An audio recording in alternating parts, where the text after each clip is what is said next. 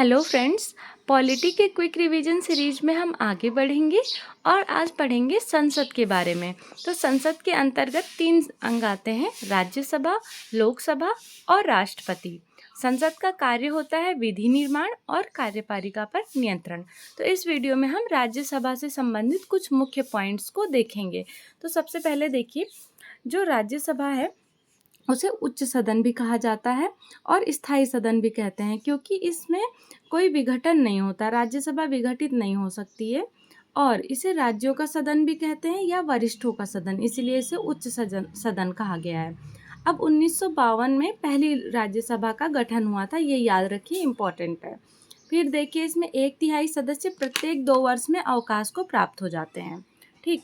अब निर्वाचन की योग्यता देखिए, इसमें राज्यसभा की निर्वाचन की योग्यता है, पहला भारत का नागरिक होना चाहिए, दूसरा 30 वर्ष की उम्र होनी चाहिए और तीसरा किसी भी लाभ के पद पर नहीं होना चाहिए।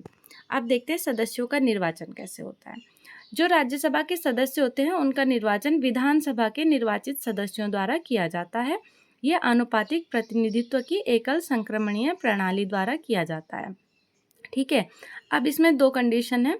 अगर कोई भी व्यक्ति किसी राष्ट्रीय या क्षेत्रीय दल का प्रत्याशी है तो राज्य के विधानसभा के 10% सदस्य या 10 सदस्यों का प्रस्ताव आवश्यक है।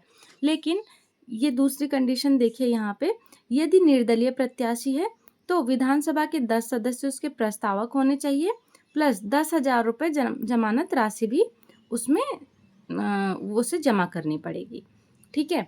अब देखिए, राज्यसभा में सीटों का आवंटन, ये जन प्रतिनिधित्व अधिनियम 1951 के तहत होता है। आपने पिछली वीडियो में जन प्रतिनिधित्व अधिनियम 1950 और 1951 के बीच डिफरेंस देखा था।